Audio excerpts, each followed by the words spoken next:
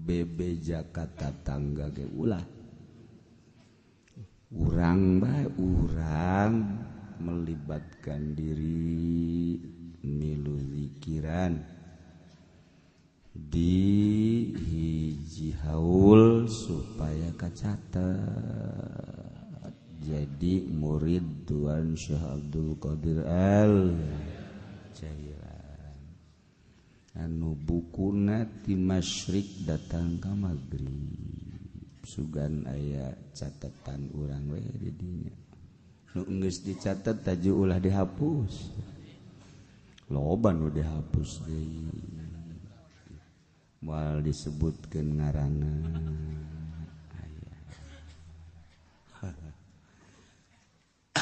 geus teu kudu bebeja ka batur teu kudu ana milu donatur henteu jadi bejaan ku urang karugi-rugi nya macet-macet jalan geus bae urang mencit 10, 20, 30, 40 kebo aya teu lobaan laban urang jadi bisa 4 kali dahar nah teu kudu kabejaan urang geus teu perlu lobaan nu penting urang 20 bae deui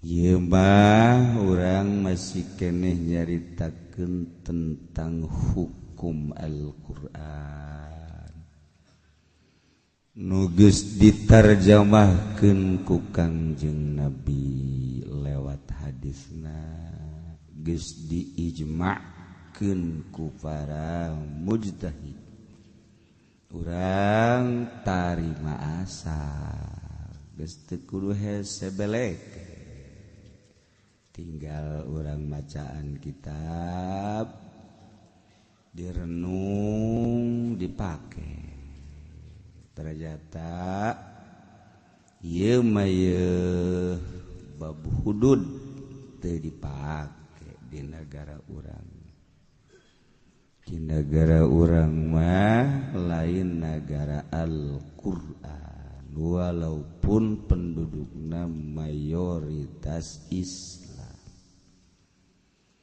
jadi urang mah mayoritas tapi milu ka minoritas sebab hukum nu berjalan di negara hukum demokrasi nu bogana luar Islam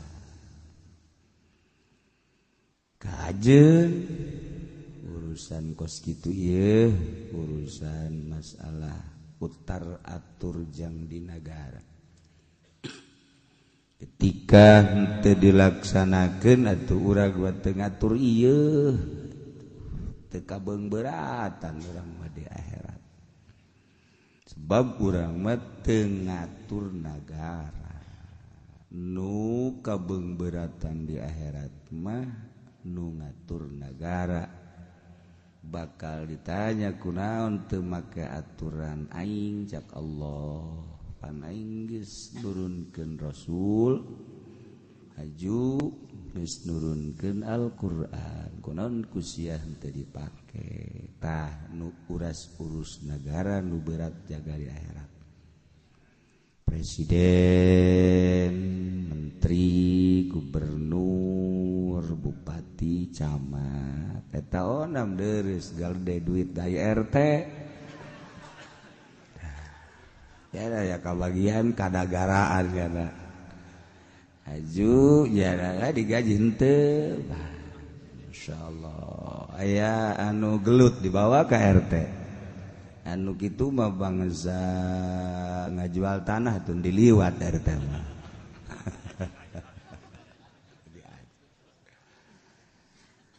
tak ieu urang pada nyalametkeun diri urang mumpung urang masih diberi kesempatan ku Gusti Allah modal jang kukumpul ialah umur pake metak ku urang jang neangan ridho Allah subhanahu wa ta'ala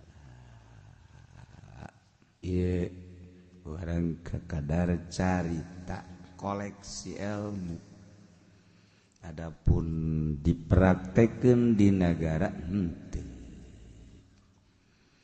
kuntu dilaksanakeunana di negara apakah eta selesai jaga di akhirat henteu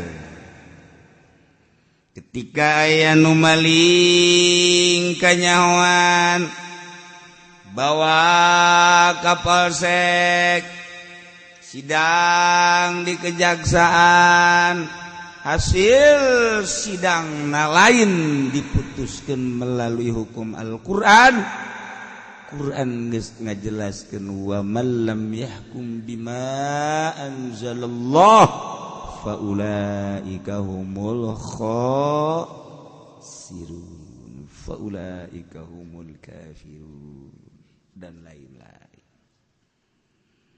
Hukuman maka hukum lain hukum Al-Quran faulaika humul khasirun. Engke mah urang ningali hakim, jaksa, polisi nu kuari nyana sok ngahukuman urang di akhirat engke nyana dihukuman ku malaikat Malik. Insyaallah digusur ka mana cenah kiai wallahu a'lam pokona digusur bae ai ka surga mah pan bahasan lain gusur lain dipapagkeun ka surga mah beda ai ieu mah digusur geus teu kudu diteruskeun ka mana cenah kiai wallahu a'lam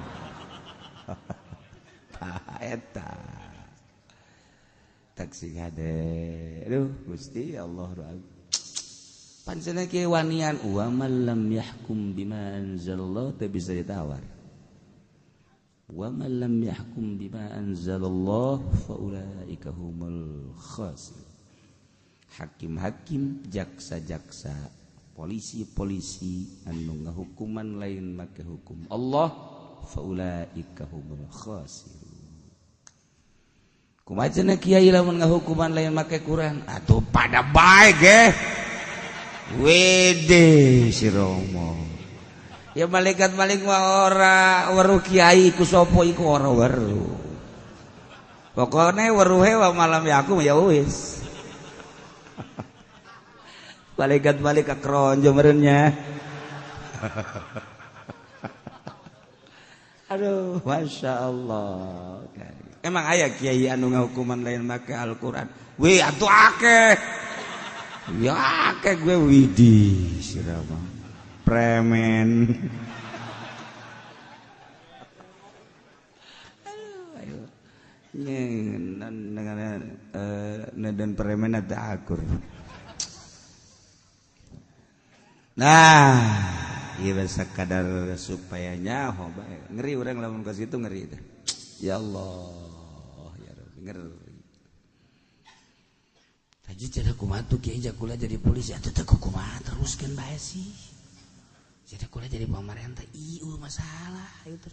Haji di akhirat ka surga insyaallah. Asal iman ka Allah, iman ka Kangjeng Rasul, ka Al-Qur'an, ka surga. Pancena tadi ka neraka dibersihan heula. Bersihan baju di batu rongus kebal di surga ribuan tahun kakaraknya najol. Waduh, siapa sih mana lah? Lo ngomong lah.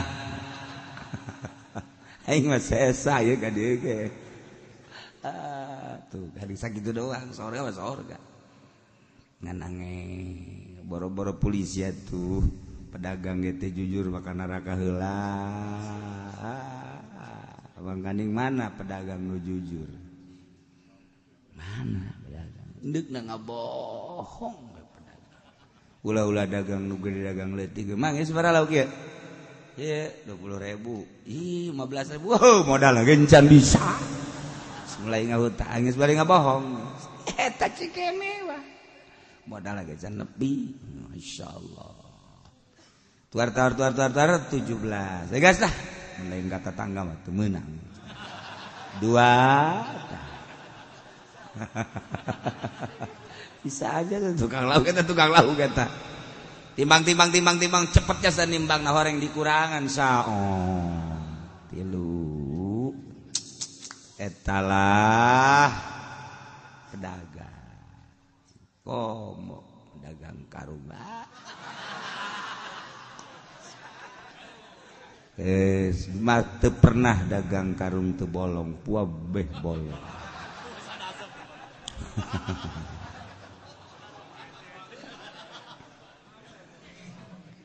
Tasbutu sarikatu tetap tamaling teh dihukuman bahwa ieu maling teh hiji biyaminil mudail mardudah usumpah mudai anu dibalikeun ti mudda aleh Zaid ngadakwa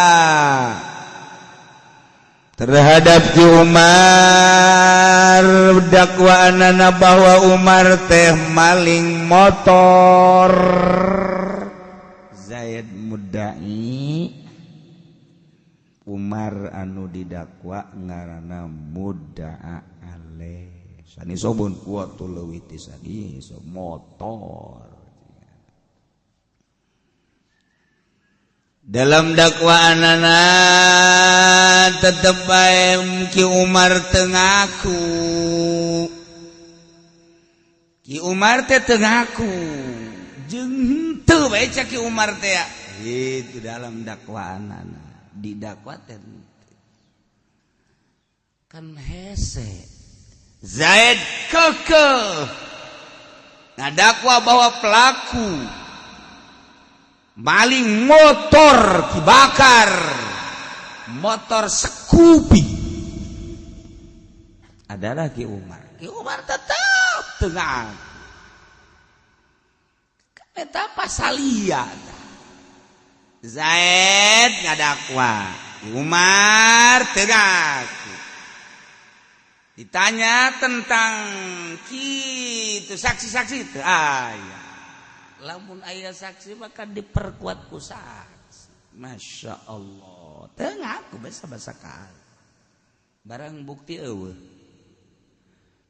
Tapi dibaki bakar motor eueuh leungit, emang jelas leungit.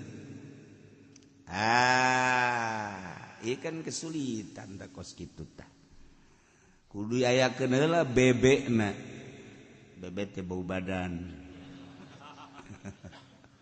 Barang bukti janganlah barang bukti ternyata barang buktina aya can aya barang bukti itu bisa ngadakwa seseorang encan aya barang bukti itu bisa barang bukti manaon bae barang bukti melakukan maling baik barangna atau boga tambangnya najang paranti maling atau tanda-tanda malingna walaupun barangna geus eueuh ya istilah kedua barang-barang bukti bahwanya maling ya bente akhirnya kan sumpah dikembalikan ka Ki Zaid. Lamun Ki Zaid siap sumpah dengan berbagai resiko tah sumpah teh ya kuduna mah disaksian kedua saksi lantaran saksi jang memperkuat dakwaan maka sumpah si mudai ngaranna yaminul mardudah. Zaid ngadakwa bahwa Umar teh maling untuk memperkuat kudu aya data-data lengkap di antarana dua saksi ternyata saksi teu aya maka lantaran teu aya saksi untuk memperkuat dakwaan Zaid terhadap Umar maka yaminul mardudah sumpah nu dikembalikan ka Ki Zaid. Siap teu Zaid bahwa maneh teh mun sumpah ngadak jumpah dakwaan maneh bahwa maneh teh ngadakwa Ki Umar bahwa Ki Umar teh maling motor ki bakar